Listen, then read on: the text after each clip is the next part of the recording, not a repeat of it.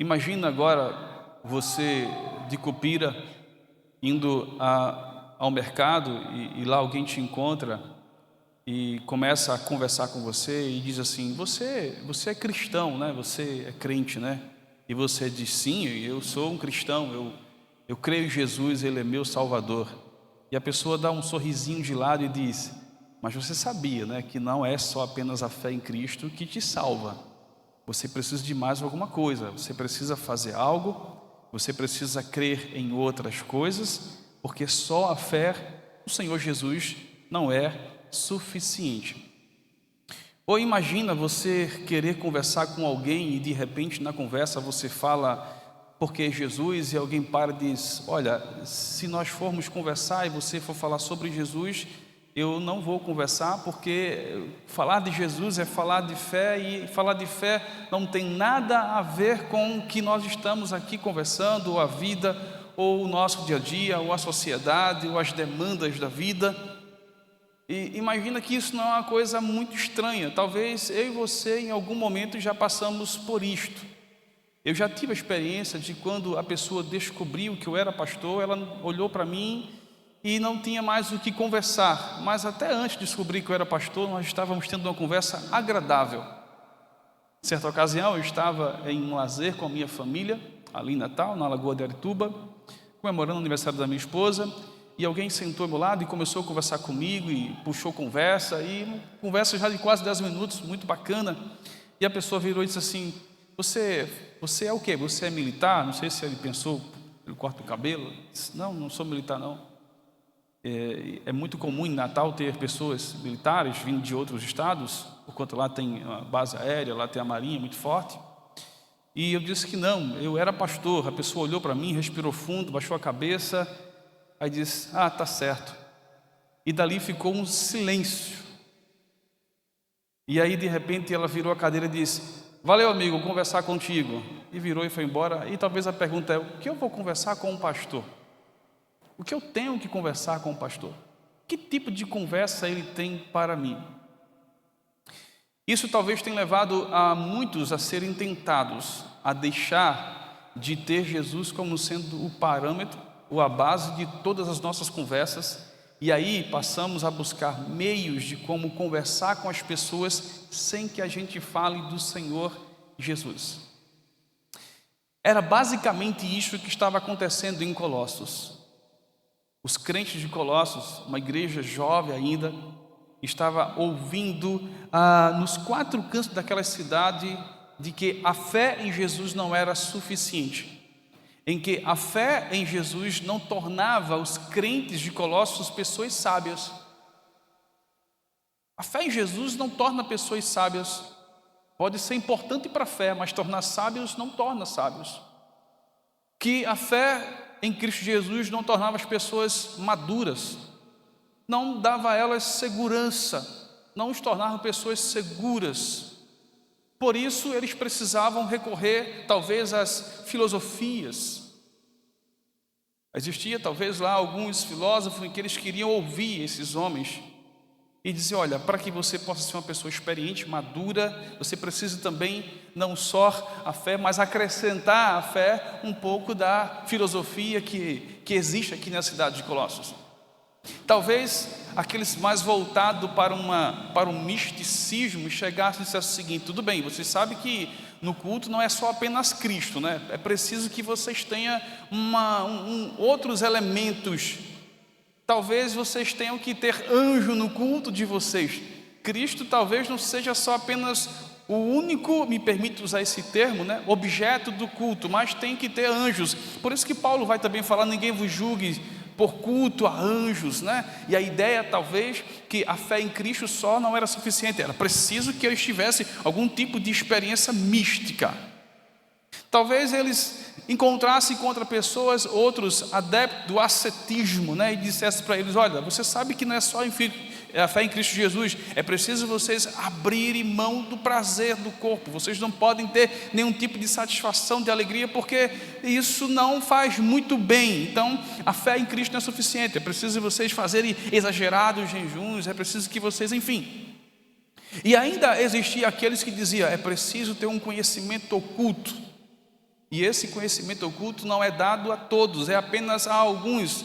Então, em suma, o que dizia-se para os colossenses cristãos era: a fé em Cristo Jesus não é suficiente. E imagina isso para novos crentes, para novos convertidos. Imagina a bagunça que causou na cabeça dessas pessoas.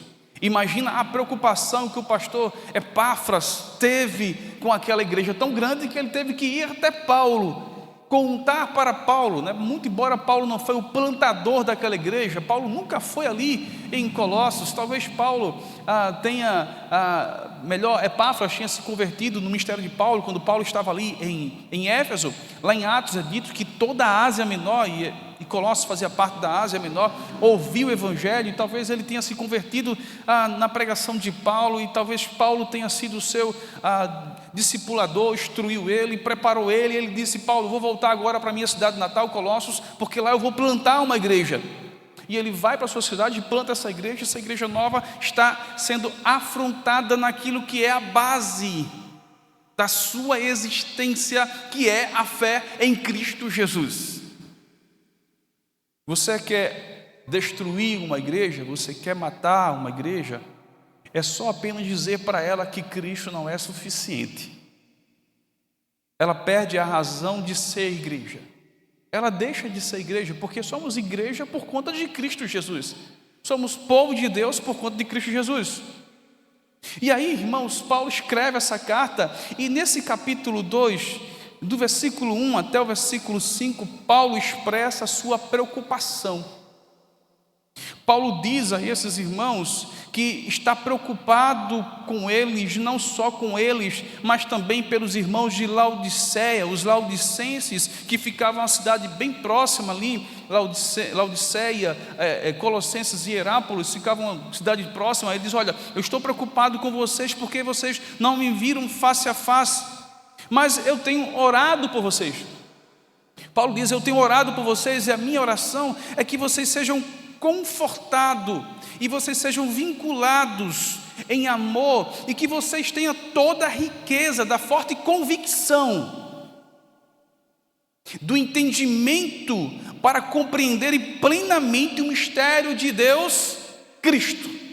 Isso você encontra no versículo 2. Diz: olha, eu quero que vocês tenham uma forte convicção a respeito do Senhor Jesus. Entendemos que cristãos precisam ser pessoas convictas de quem é o Senhor Jesus. Cristãos precisam conhecer quem é o Senhor Jesus, quem é o seu Salvador. Ele precisa ser especialista de quem é o Senhor Jesus.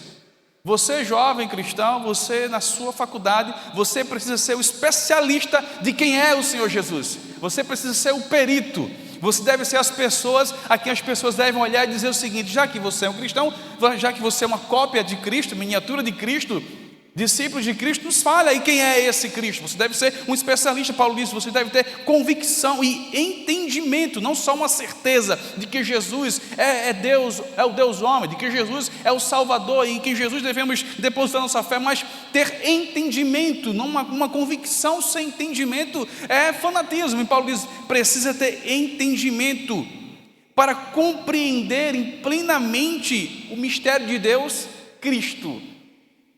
E aí ele continua: porque em Cristo está oculto todo o tesouro de sabedoria. Paulo diz: olha, toda a sabedoria. Os Colossos não falam que em Cristo nós não temos sabedoria, mas temos sim, porque em Cristo está todo o tesouro da sabedoria e do conhecimento. Tudo que é conhecimento está oculto em Jesus. Paulo diz isso. Eu estou orando para que vocês compreendam isso, creiam nisto, caminhem por isto, que em Cristo está o tesouro da sabedoria e todo o conhecimento está oculto neles. E isso eu digo, Paulo dizendo para eles, para que vocês não sejam enganados por raciocínios, por falácias, por pessoas que querem induzir vocês a não continuar crendo em Jesus. Então vocês precisam ter uma forte convicção a respeito do Senhor Jesus. Aí Paulo diz: porque eu estou ausente quanto ao corpo, contudo eu estou orando para vocês, para que vocês se alegrem e que vocês possam verificar, e eu possa verificar a boa ordem e firmeza da vossa fé em Cristo Jesus. Paulo diz: eu quero ter boas notícias e quero me alegrar com essas boas notícias quando Epáfras, talvez em outro momento, voltar aqui ou me mandar uma carta e dizer o seguinte: Paulo, a igreja continua firme e agora há uma forte convicção e a fé dos crentes tem aumentado em Cristo Jesus. E quando Paulo ele dá essa espécie de palavra a respeito de que em Cristo está oculto todo o tesouro, todo o conhecimento, de que ele quer se alegrar ao ver a firmeza da fé dessa igreja em Cristo Jesus, ele do versículo 6 ao versículo 7 começa a mostrar o porquê a igreja de Colossos deveria continuar crendo em Cristo Jesus, tendo Cristo Jesus como sendo a fonte de todo o conhecimento e toda a sabedoria advinda de Deus e também para a nossa vida. Deixa eu dizer uma coisa a você: as verdades sobre o Senhor Jesus não é apenas verdades da nossa fé. As verdades de Cristo Jesus são as verdades universais. Se eu quero entender o que é a criação, eu preciso recorrer a Jesus, porque foi por meio dele que todas as coisas foram criadas.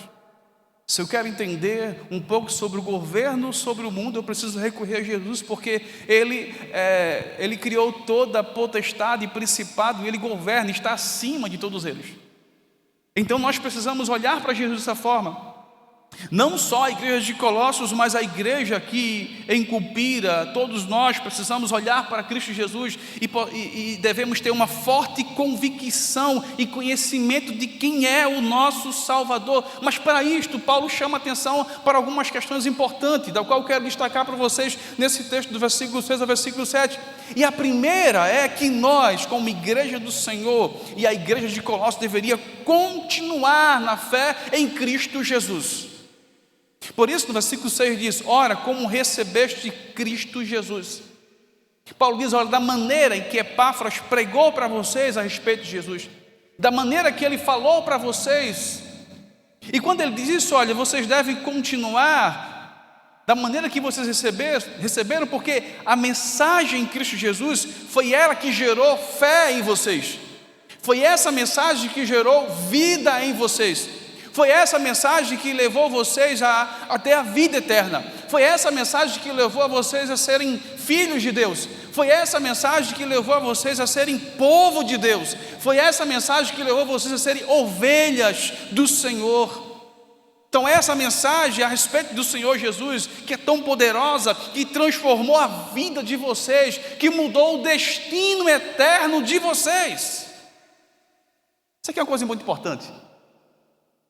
Às vezes nós lemos algumas literaturas que nos deixam impactados, e às vezes essas literaturas mudam a nossa percepção de algumas coisas. Às vezes a gente diz: olha, depois que eu li tal livro, é claro, as escrituras é o principal, eu não consigo mais enxergar tal coisa da mesma forma, houve uma mudança. A mensagem do Evangelho, ela não só nos muda por algum tempo, a mensagem do Evangelho, ela muda a nossa vida eterna, é uma mudança eterna em nossa vida. A mensagem do Evangelho muda o nosso destino eterno. Paulo diz: olha, vocês devem continuar crendo em Cristo Jesus como vocês receberam. A mensagem que vocês ouviram foi sobre Cristo, então continue crendo em Cristo Jesus. E assim que vocês devem continuar crendo, não só crendo, mas vocês devem andar nela, caminhar. O que Paulo quer dizer é que a mensagem do Evangelho, que Cristo é o centro dela, Cristo Jesus o Senhor, ela deve ser o caminho pelo qual a igreja deve trilhar. Queridos, Paulo está dizendo o seguinte: vocês não devem trilhar como igreja lá para o povo de Colossos a caminhada de vocês por filosofias, por experiências, por emocionalismo, por ascetismo, ou pelo legalismo judaico, mas sim, a caminhada de vocês tem que ser trilhada por Cristo. Cristo é o caminho pelo qual vocês devem seguir. Hoje em dia nós temos todo o vento de doutrina e nós precisamos tomar cuidado para que esses ventos de doutrinas não sejam o caminho ao qual nós estamos pondo os nossos pés e andando por eles. Não esqueça, não são todos os caminhos que nos levam a Deus. A Bíblia e o próprio Cristo afirma, dizendo que eu sou o caminho. Então, se nós queremos chegar até a Deus, o caminho é Cristo, por isso devemos andar nele. Ele não só fala que é o caminho, mas também fala que é a verdade. Então, se nós queremos trilhar pela verdade, devemos andar por meio de Cristo Jesus, em Cristo Jesus. Isso significa que a igreja precisa tomar muito cuidado para não se desviar de Cristo Jesus. E é muito fácil isso acontecer quando ela deixa de receber a Cristo Jesus, ou de trilhar, ou de continuar crendo naquele Cristo ao qual recebeu. E aí Paulo diz: continue crendo em Cristo Jesus como vocês receberam, e andem por esse Cristo Jesus. Isso significa, meus irmãos, que a mensagem de Cristo e o Cristo não deve ser substituído por nada em sua vida. Nós não devemos, irmãos, e eu digo isso aqui com muito cuidado, substituir Cristo pela psicologia. Aqui eu não estou fazendo uma apologia contrária à psicologia. Ela é uma ciência que tem trazido alguns benefícios, mas ela não deve tomar o lugar de Cristo. As mensagens não tem que ser uma exposição da psicologia às pessoas. Nós não podemos trocar Jesus pela psicologia. Nós não podemos trocar Jesus pela autoajuda. Ela pode até em algum momento ter a sua serventia, mas para a nossa fé em Cristo Jesus, ela não tem a sua serventia. Nós não podemos trocar a fé em Cristo Jesus pelo legalismo, que é confiar naquilo que eu faço, que é confiar naquilo que eu me abstenho de fazer. Olha, eu sou cristão porque eu deixo de fazer isso, porque eu faço isso. Paulo diz que não, é em Cristo Jesus. Cuidado para não trocar Cristo pelas emoções, pelo emocionalismo, pelas experiências. Porque, acredite, experiências e emocionalismo são passageiros. Quando nós lemos a história dos avivamentos, percebemos que em alguns momentos, algumas coisas aconteceram que era fora do comum, mas essas coisas passaram, não continuam até hoje. Mas Cristo continua sendo o caminho e a verdade ao qual a igreja deve continuar e andar por ela. Então Paulo diz: continue andando e crendo em Cristo Jesus. Primeira coisa que devemos perceber nessa noite, irmãos, é que precisamos continuar andando na mensagem que nós ouvimos a respeito de Cristo Jesus. Que Ele é Deus, que Ele é Senhor, que Ele é homem, e por ser homem pôde ser o nosso substituto verdadeiro. Por ser homem, nossos pecados podem ser tratados nele. Por ser homem, Ele pôde morrer em nosso lugar, e morreu em nosso lugar. Mas como Deus, Ele ressuscitou. E hoje Ele tem essa dupla natureza humana e divina, devemos continuar crendo nisto, devemos continuar crendo que Ele é o Senhor de nossas vidas, devemos continuar crendo que Ele é o Senhor desta igreja, devemos continuar crendo que Ele governa a história da humanidade, devemos continuar crendo que Ele voltará para vir nos buscar. Essas verdades nós devemos continuar andando nelas. Paulo diz: não se afaste dessas verdades. Segunda questão importante, Paulo diz: nessas verdades, ou em Cristo Jesus, vocês devem estar radicados.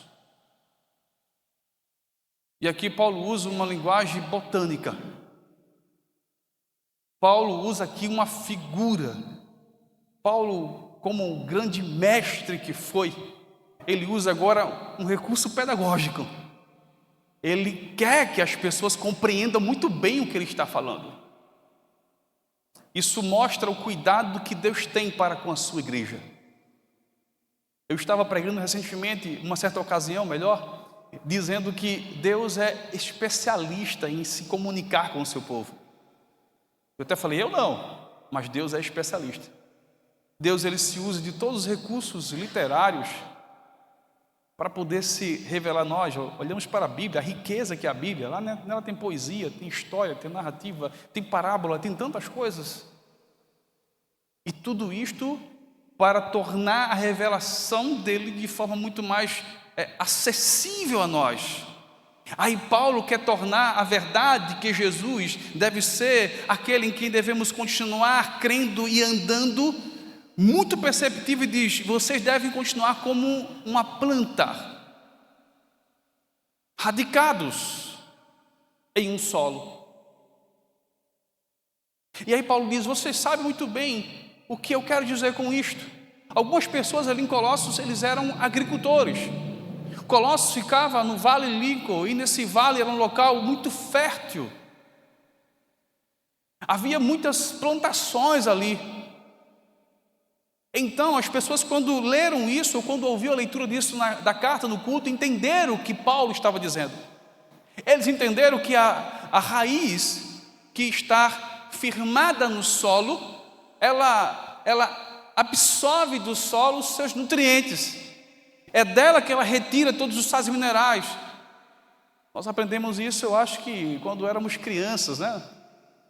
Aquelas experiências que as tias nos fez fazer com um canequinho, né?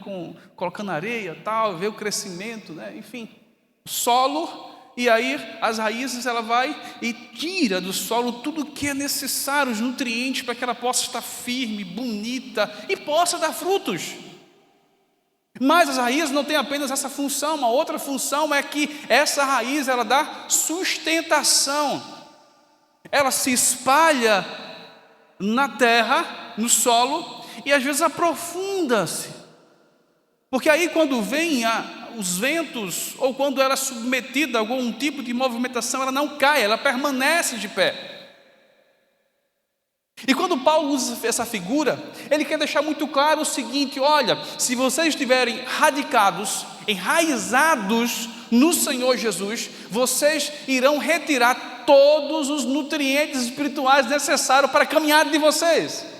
Paulo está dizendo que o nosso alimento espiritual está na pessoa de Cristo, e quando estamos, irmãos, enraizados no Senhor Jesus, nós estamos nos alimentando daquele que é o pão da vida, aquele que ele mesmo falou, diz: olha, os pais de vocês, falando naquela conversa lá, depois pós a multiplicação de pães e peixes, né? O maná que Moisés deu a vocês não era o pão, era eu era o maná. Aquilo apontava para mim o cuidado. Então, meus irmãos, eu quero que nós entendamos hoje que Paulo quer que essa igreja compreenda, a igreja de Colossos, que estando em Cristo, enraizado, nele vai retirar todos os nutrientes. Mas não só isso, em Cristo estamos seguros, estabilizados. Quando a igreja deixa de se alimentar de Cristo para se alimentar com tantas baboseiras que tem por aí, entrando por meio, dentro da igreja, ela corre o grande risco de adoecer espiritualmente. Quando nós comemos algo que sai fora do comum, a gente não sente.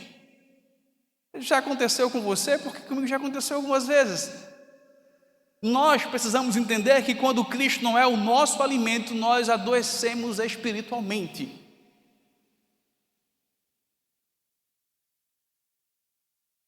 Há pessoas que antes de sair de casa, elas não oram a Deus e dizem: Senhor, me ajude. Elas vão ver qual é a cor da blusa que ela tem que usar para ter um bom dia.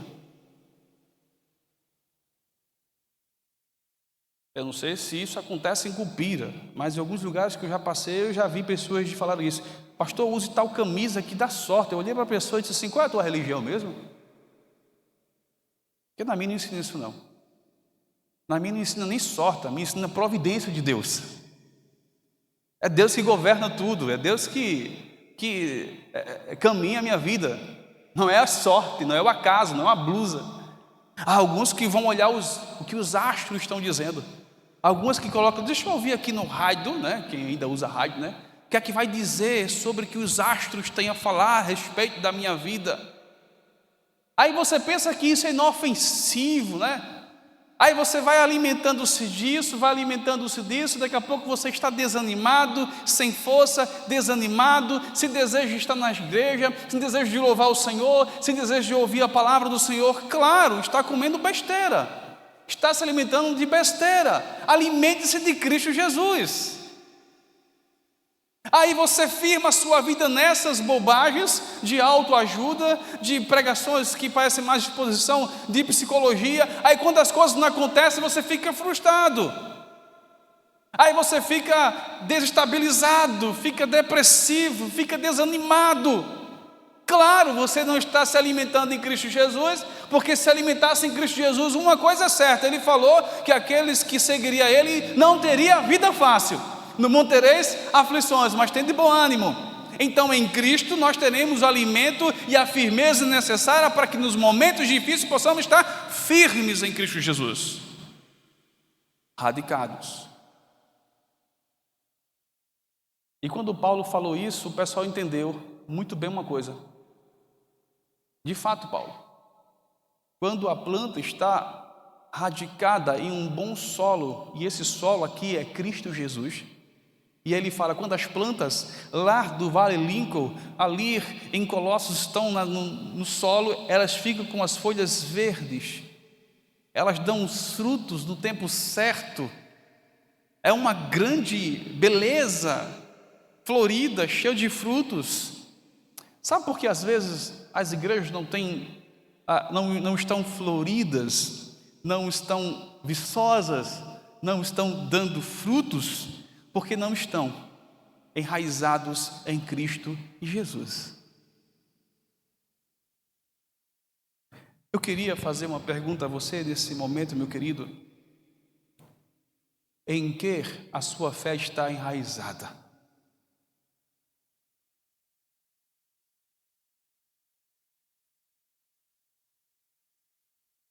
Está enraizada num Cristo onde uma certa pessoa falou que Jesus, Ele é igual a mim, a você, no sentido em todos os aspectos? Ou está enraizada no Cristo que é o Deus homem? Em quem ou aonde a sua fé está enraizada? Terceira questão interessante aqui que Paulo fala. Além de continuar em Cristo Jesus, andar por Ele, além de estar enraizado em Cristo Jesus, ele diz, nele edificados. E aqui Paulo recorre agora a uma linguagem de construção civil. Paulo está falando aqui de construção, quando ele fala a palavra edificados. A palavra edificados aponta para uma construção, prédios. É interessante porque Paulo se refere a crentes que estavam em uma cidade que já havia em alguns momentos sofrido terremotos. Aquela região ali sofria muitos terremotos.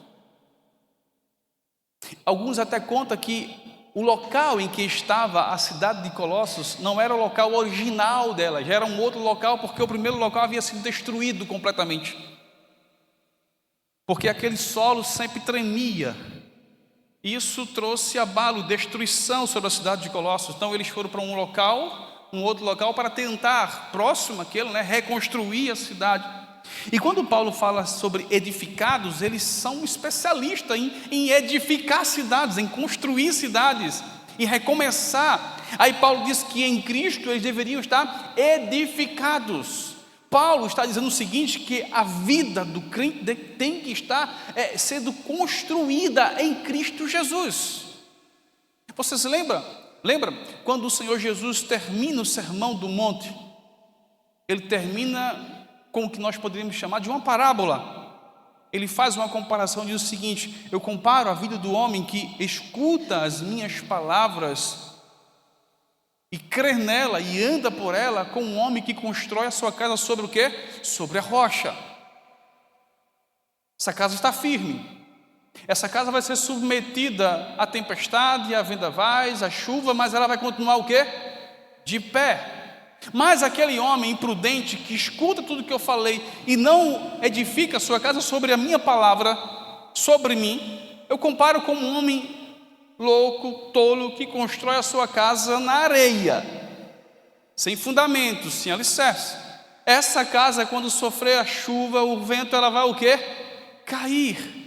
Eis o problema de muitos crentes estarem caindo, sendo destruídas, com a vida destroçadas. É porque a sua vida não está edificada em Cristo. Talvez esteja edificada naquilo que você espera de Cristo Jesus. Sabe qual é um outro problema que existe para nós cristãos? é nós buscarmos a Cristo não por aquilo que Ele é, mas por aquilo que Ele pode nos dar, nos oferecer. Nós somos muitas das vezes muito parecidos com aquela grande multidão lá, quando o Senhor Jesus transforma, melhor, quando multiplica pães e peixes, e aquela grande multidão vai à procura de Cristo, pega barquinhos, atravessa o mar ali, e quando chega do outro lado, que o Senhor Jesus olha para eles e diz o seguinte: pois bem, vocês me procuram não porque creram em mim, não porque entenderam algum sinal, algum milagre, mas porque vocês querem o quê? Comer pão. Sabe, um dos problemas, porque tem muitos crentes hoje desanimados com o Senhor Jesus, não é que o problema está em Cristo Jesus. O problema foi que ele lançou a sua expectativa naquilo que o Senhor Jesus poderia fazer por ele. Nós devemos ir ao Senhor Jesus e estar em Jesus, não por aquilo que Ele pode fazer por nós, mas por aquilo que Ele é. Porque as nossas expectativas podem não corresponder com a vontade de Deus para nossas vidas. E quando isso acontecer, nós podemos estar desmoronados. Há muita gente frustrada com a fé, não por conta de Cristo, mas porque ela creu que Cristo poderia fazer aquilo por ela, e quando Cristo não fez aquilo por ela, ela desanimou, ficou desanimada, triste. É interessante que no Evangelho de João, quando o Senhor Jesus dá um duro discurso ali no capítulo 6, e algumas pessoas vão embora, aos discípulos chegam e dizem: Senhor, estão indo embora. Cristo diz: olha, na verdade essas pessoas nunca foram nossas. E aí o Senhor Jesus diz para um dos seus discípulos: quer ir também? Senhor, para onde nós iremos, se tu tens a palavra da vida eterna?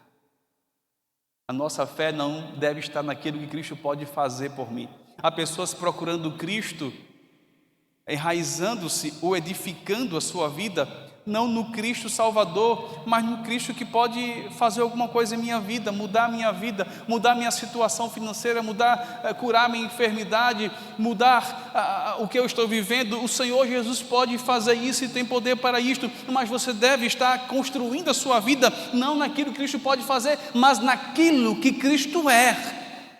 É isso que Paulo quer que eles entendam. Continue em Cristo Jesus, construam sua vida em Cristo Jesus. E aí, quando ele fala o termo edificados, a ideia é uma constante construção. Esteja sempre ali, sendo a sua vida construída em Cristo Jesus. Vocês percebem, irmãos, que só em Cristo Jesus nós podemos construir uma trajetória cristã forte, para a honra e a glória do Senhor Jesus. Quarta questão interessante nesse texto que Paulo trata para que os discípulos, ou para que a igreja continue em Cristo Jesus, é que em Cristo eles devem estar confirmados na fé, tal como fossem instruídos. E aqui Paulo usa um recurso pedagógico de um pedagogo. O pedagogo ele ensina algo, fala de uma verdade e depois ele explica como aquela verdade, ela em partes, ela é entendida e como ela pode ser compreendida e como ela pode ser vivenciada. É isso que Paulo quer dizer aqui: confirmado tal como fostes confirmados na fé, melhor dizendo, ou seja, vocês devem continuar em Cristo da maneira que vocês receberam a fé, porque a fé de vocês foram confirmada tal como foste instruídos. E isso aqui Paulo está fazendo um paralelo com as filosofias que estavam sendo ensinadas ali em Colossos. Diz: olha o seguinte, olha, vocês sabem muito bem que a fé de vocês, a fé que vocês creram, aliás, o que vocês creram em Cristo Jesus, já foram confirmados de acordo com a instrução. O que Paulo quer dizer é que o conteúdo na igreja de Colossos era Cristo Jesus, e deveria ser quem? Cristo Jesus. Muito me entristece às vezes quando crentes estão muito mais preocupados em conhecer curiosidades da Bíblia do que conhecer a Cristo Jesus. Muito me preocupa quando as pessoas ficam procurando, me permita usar essa expressão, chifre na cabeça de cavalo. E se tem, isso é fantasia. Às vezes as pessoas olham para a fé como sendo uma fé enigmática, cheia de surpresa, cheia de coisas surpreendentes. E aí foca a sua vida só nessas coisas. Paulo diz, olha, vocês devem focar o aprendizado de vocês em Cristo Jesus, porque em Cristo Jesus vocês têm, versículo 3, os tesouros da sabedoria, todos eles, e também do conhecimento. Paulo diz, vocês devem continuar estudando, conhecendo a Jesus, porque à medida que vocês forem conhecendo a Jesus Cristo, vocês vão conhecer o tesouro de todo o conhecimento e também aonde há a sabedoria. Você quer ser sábio, meu irmão? Conheça o seu Salvador. Quanto mais você conhecer seu Salvador, você vai entender a fé. Você vai saber o que é se relacionar com seu irmão. Você vai saber o que é culto, você vai saber o que é oração, você vai saber o que é submissão, você vai saber o que é amor, você vai saber o que é perdão, você vai saber o que é humildade, você vai saber o que é mansidão, você vai saber o que é unidade, você vai saber o que é sacrifício. Quanto mais você conhecer ao Senhor Deus, o Senhor Jesus, você vai ser um bom filho. Aos filhos aqui presentes, vocês querem ser um bom filho? Conheça o seu Salvador. Aos pais aqui presentes, vocês querem ser um bom pai, uma boa mãe? Conheça o seu Jesus. Aos casais aqui, que de repente, às vezes não está sabendo lidar com a tensão do seu casamento, você quer resolver os dilemas do seu casamento? Conheça Jesus. O problema é que nós não conhecemos a Jesus e só procuramos esse quando o caldo torna. Quando as coisas estão ruins, pastor, me ajuda. Quando as coisas começam a ficar difíceis, pastor, não sei mais o que é que eu faço com meu filho. Qual a idade do seu filho? 10 anos. Pastor, me ajude no meu casamento. Há quanto tempo está assim? Ah, pastor, uns 5 anos. E só agora você me procura? Ah, pastor, é porque a gente já fez terapia, a gente já leu aquele livro, Os 7 Passos da Psicóloga tal, a gente já leu tal coisa, mas vocês nunca foram procurar em Cristo Jesus a solução para o casamento de vocês? Vocês acham que no casamento de vocês, em Cristo Jesus, não há ensinamentos para o casamento de vocês? Paulo, ele inspirado pelo Senhor, disse que em Cristo está todo tesouro do conhecimento e toda sabedoria. A igreja do Senhor precisa continuar conhecendo, aprendendo quem é Jesus. Deixa eu fazer uma pergunta para você. Você conhece Jesus ou ouviu falar de Jesus? Até hoje, em sua caminhada cristã, você sabe quem é Jesus ou ouviu falar de Jesus? Ou você o conhece de longe? Às vezes a pessoa pergunta, pastor, você conhece tal pastor? Eu digo, não conheço, só de longe. Já vi, sei como é a fisionomia, se mostrar a foto, digo, sei quem é, fulano. Mas conhecer, não. Talvez esse seja um problema seu. Você ouviu falar de Jesus, o conhece de vista ou de ouvir os sermões dos domingos, mas você não conhece de forma aprofundada quem é Jesus. Mas talvez você conheça muito bem a matemática. Talvez você seja um especialista na matemática. Talvez você seja um especialista na língua portuguesa. Talvez você seja um especialista na sua profissão, mecânica, medicina, sei lá, qualquer que seja. Mas talvez você não seja um especialista em saber quem é o seu Salvador. Eu quero fazer uma pergunta para os pais.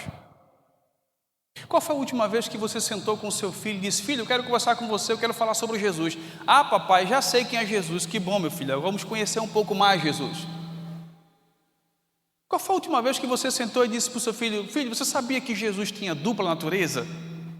Ele era humano e era divino. E explicou para ele o que é a natureza humana do Senhor Jesus, por que ele tinha que ser homem, a importância disso, a necessidade disso, a bênção que é isso para a nossa vida. Você já falou para o seu filho por que Jesus tinha que ser divino? A importância disso, por que Jesus Cristo tinha que ser Deus e homem ao mesmo tempo? Você já falou para o seu filho por que é que Jesus, ele teve que morrer na cruz por ele, pelo seu filho? Você já falou para o seu filho quem é Jesus? Ou você tem lançado isso para as tias da escola bíblica dominical? Aí quando o seu filho crescer, ele não vai conhecer a Jesus, ele vai saber quem é Jesus de longe, porque você em sua casa não falou para seu filho quem é Jesus. Queridos, é triste dizer isso, mas muitas das vezes a igreja do Senhor não conhece o seu Salvador. Nós precisamos conhecer Jesus. Dedique tempo para isso. Leia as Escrituras, procure bons livros, saiba, conheça quem é o seu Jesus. Você conversa com pessoas de outras religiões, eles sabem muito bem a religião deles. Você conversa com um testemunho de Jeová, ele conhece muito bem quem é o Joseph Smith, sabe de detalhes da vida do homem. Aí você chega para um crente e diz: você sabe me falar o aspecto da morte redentora de Cristo? Olha, não sei, eu acho que o pastor já pregou sobre isso, não estou muito lembrado não. Aí você pergunta para a pessoa: você sabe quem que fez o último gol aí do Flamengo? Ah, eu sei, rapaz.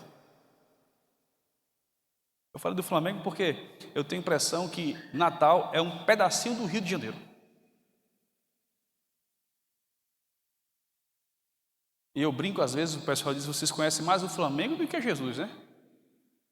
Vocês vestem mais a camisa do Flamengo do que a camisa do Evangelho, né? Brincando com eles, né? Vai se não ser brincando com eles.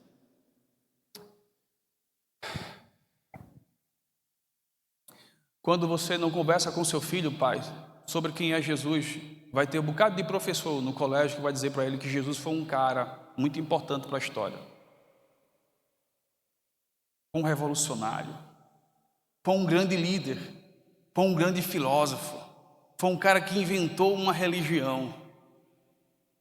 Aí, enquanto você não fala nada de Jesus para o seu filho, os professores estão lá direto dizendo quem Jesus não é. E aí depois, quando ele começa a absorver aquilo, você fica: meu Deus. Claro, você não ensinou para o seu filho quem é Jesus. Isso é sério, meus irmãos. Isso é muito sério. Não brinquem com isso. Saiam daqui hoje com um sentimento de alegria, porque você entendeu que precisa conhecer mais o Senhor Jesus, e talvez com um sentimento de decepção, do tipo: eu não conheço tanto a Jesus como deveria conhecer, eu não tenho falado tanto de Jesus em meu lar, a minha família não é uma família que conhece tanto o Senhor Jesus. Paulo diz: confirmado tal como foi instruído.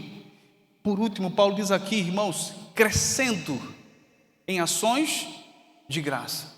E Paulo, quando usa a palavra se crescendo, esse termo crescendo no grego às vezes era usado para um rio que estava passando por uma enchente, que ia aos poucos enchendo, não parava, depois transbordava e saía espalhando. Eles sabiam muito bem disso, né? Ia espalhando, e ele fala crescendo. A ideia é uma ação contínua, né? Crescendo. Paulo diz: vocês devem, como um rio, estar sempre crescendo em ações de graças, em alegria por conhecer ao Senhor Jesus. Sabe por que tem muitos crentes desanimados, irmãos? Porque não conhecem a Jesus. Porque quem conhece a Jesus tem alegria no seu coração. Quem conhece a Jesus, quando passa pelas adversidades da vida, pela dor, pelo luto, o que é que seja, ele, quando passa por tudo isso, ele lembra quem é o seu Senhor Jesus. Ele lembra quem é Jesus e diz: olha, eu tenho alegria porque tenho esperança. Porque Cristo falou: do mundo tereis aflições, mas tem de bom ânimo. Porque ele falou: não se turbe o vosso coração, crede em Deus, crede em mim, na casa do meu pai há muitas moradas. Se não fosse assim, eu vos teria dito: eu vou vos preparar lugar. Ele tem esperança. Aquele que conhece Jesus é uma pessoa de esperança. Ele não se abate fácil, não desanima fácil. Ele sempre espera em Deus, ele sempre confia em Deus, porque ele sabe quem é a sua rocha eterna, a pedra angular da sua vida, que é Cristo Jesus.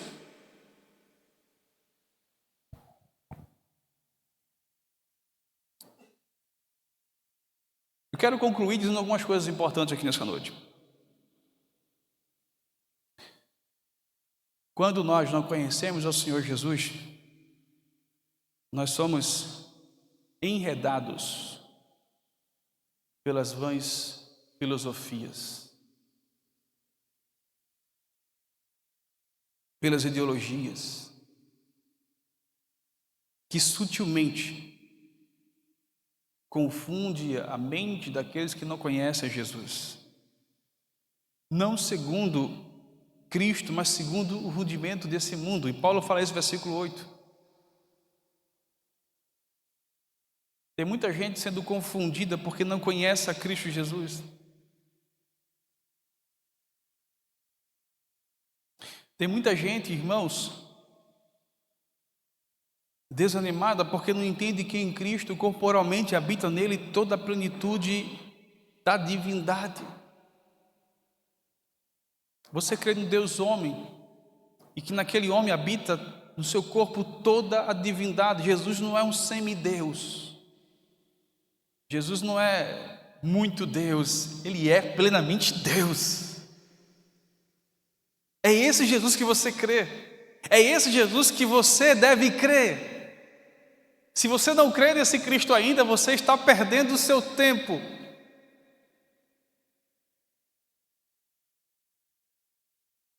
Você quer ser um crente aperfeiçoado, você quer ser um crente maduro. Paulo diz aqui no versículo 10 que em Cristo Jesus nós somos aperfeiçoados. Crentes maduros conhecem a Jesus Cristo. Versículo 10, também nele estáis aperfeiçoado. Você quer ser uma igreja madura? Deve entender que Cristo é o cabeça dessa igreja. Você quer entender o mundo? Você deve descansar, porque Cristo, ele governa todo o principado e potestade. Um dia, irmão chegou para mim: pastor, você não sabe o que vai acontecer. Eu disse: o que é, meu irmão? O ditador da Coreia lá vai apertar um botão, vai mandar uma bomba para tal lugar. Eu disse: ele só aperta o botão se aquele que governa todas as coisas quiser. Não é o que o ditador quer, é o que o Rei dos Reis, Senhor dos Senhores quer. E isso nos leva a descansar no Senhor. O pessoal: pastor, se aparecer uma perseguição no Brasil, isso, o que é que vai acontecer? Essa igreja vai continuar.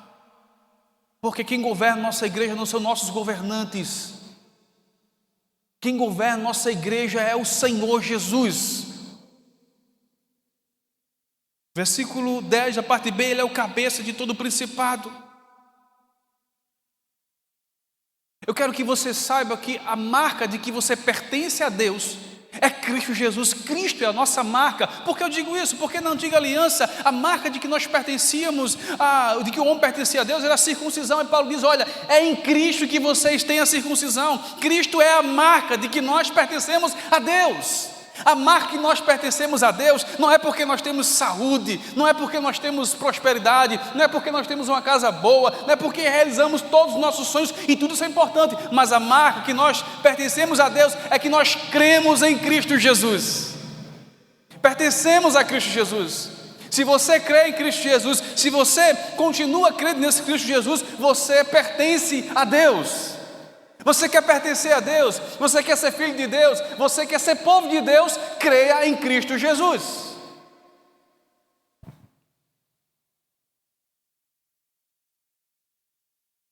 Você quer ter a alegria de saber que você é uma nova criatura, de que você nasceu novamente, é continuar crendo em Cristo Jesus. E você que não creu, crê em Cristo Jesus, porque Paulo no versículo 12 diz o seguinte: tendo sido sepultado juntamente com Ele. Paulo diz: vocês morreram com Cristo no batismo, no qual igualmente foste ressuscitado, mediante a fé no poder de Deus, que ressuscitou dentre os homens. Por meio da ressurreição de Cristo, nós temos nova vida. Versículo 13: vós, que estavas mortos pela vossa transgressão e pela incircuncisão da vossa carne, vos deu vida juntamente com Ele, perdoando todos os nossos delitos. Você quer ter certeza de que você é uma pessoa perdoada por Deus? É só você crer em Cristo Jesus. A única maneira de você ter seus pecados perdoados e ter paz com Deus é continuar crendo em Cristo Jesus. Olha o que Paulo diz no versículo 14: Cristo Jesus cancelou o escrito da dívida. Não sei quantos aqui já escutou aquela canção do Estênio Machos, né? Um sonho. Não sei quantos aqui. Se você não ouviu, queria deixar essa recomendação: chega em casa, escute essa canção de Estênio Machos, Sonho. Ele diz mais ou menos assim, eu vou terminar dizendo para os irmãos, né? Mas rapidamente, ele disse que teve um sonho, e nesse sonho ele morreu. Aí chegou no céu. Calma, eu não estou dizendo que vai ser assim, tá, irmãos? Ele está expressando uma verdade do perdão por meio de uma poesia, tá? Ele disse que morreu e quando chegou no céu, chegou lá e foi dito para ele: por que eu devo deixar você entrar? Ele disse: não, eu quero entrar aí, por que eu devo deixar você entrar? Disse: olha, aí tem um livro aí que foi escrito antes da fundação do mundo, que meu nome está nele. Verifique aí, meu nome está aí. Disse que lá o anjo foi olhar, pegou o livro e voltou, né? Bem como o nordestino agora eu vou ensinar, dizendo: ah, seu caba, de fato, seu nome está aqui, mas a coisa está complicada, viu? Só olha a lista dos teus pecados. Você cometeu tudo isso? Se fosse eu, diria: e mais um pouquinho mais. Como é que você quer entrar aqui no céu com esse débito todo aqui, devendo tudo isso? E ele disse: verdade. Mas olha lá embaixo, o que é que está escrito? Aí diz na canção que estava escrito em vermelho: perdoado. Aí o anjo disse: de fato, está perdoado, pode entrar. Meu irmão, sabe por que você vai morar no céu? Porque Cristo cancelou o débito que era contra mim e contra você. Isso não alegra o seu coração, não, meu irmão? Isso não faz você sair daqui alegre em saber que o débito que havia nosso com Deus foi cancelado? Cristo na cruz, Ele cancelou o que o texto diz: e a vós outros que estavas, versículo 14 melhor, e tendo cancelado o escrito da dívida que era contra nós, e que constava de ordenança, o qual nos era prejudicial. Havia uma lista de pecado que era prejudicial a mim e a você, nos condenava, mostrava o quão pecadores éramos, o quanto merecíamos ir para o inferno. Eu costumo dizer que eu não me surpreendo com pessoas indo para o inferno. Como assim, pastor? Não, porque naturalmente, por sermos pecadores, o caminho é esse mesmo. Mas a surpresa é que nós vamos para o céu por meio daquele que pagou o nosso débito. Olha o que diz aqui, versículo 14 ainda: o qual nos era prejudicial, removeu inteiramente, encravando na cruz. Quando Cristo morreu na cruz, Ele cravou lá o nosso débito, está tudo perdoado. E digo mais, além disso, Ele despojou todos os principados. Por isso que lá no versículo 13 diz: Ele nos libertou do império das trevas. Aí quando nos libertou, Jesus mostra os despojos da sua conquista, diz: olha, eu conquistei. E aí eu lembro de Isaías quando diz que Ele verá o fruto do seu penoso trabalho. Irmãos, perceba isso aqui. Devemos sair daqui hoje alegres, porque não há mais nenhuma condenação sobre nossas vidas, porque o Jesus ao qual nós cremos e devemos continuar crendo, já pagou todos os nossos débitos. E isso aqui não dura apenas alguns dias, alguns anos, isso é para a eternidade. Eternamente eu e você somos pessoas perdoadas por meio de Cristo Jesus. Isso não alegra o seu coração? Isso não torna você uma pessoa cheia de alegria? Isso não vai fazer com que a sua semana você fique ruminando essa palavra, dizendo: meu Deus, eu sou uma pessoa perdoada, o Senhor já perdoou meus pecados, o meu caminho ao céu, eu tenho comunhão com Deus, eu tenho paz com Deus. Esse é o Cristo que essa igreja deve continuar pregando. Esse é o Cristo que esse púlpito deve ser dedicado. Esse é o Cristo que esse coral deve estar sempre cantando. Esse é o Cristo que você todos os dias devemos estar conhecendo.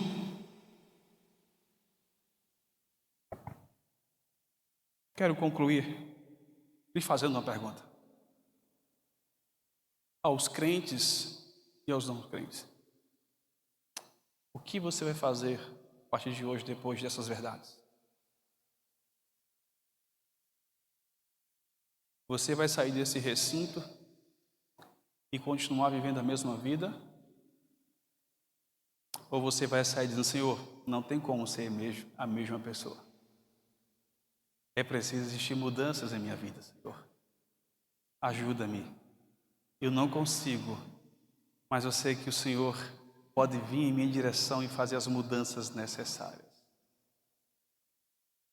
Que Deus, pela sua graça, pela sua infinita misericórdia, encha o nosso coração de alegria, encha nosso coração de satisfação por conhecermos a Jesus e pertencermos a Ele.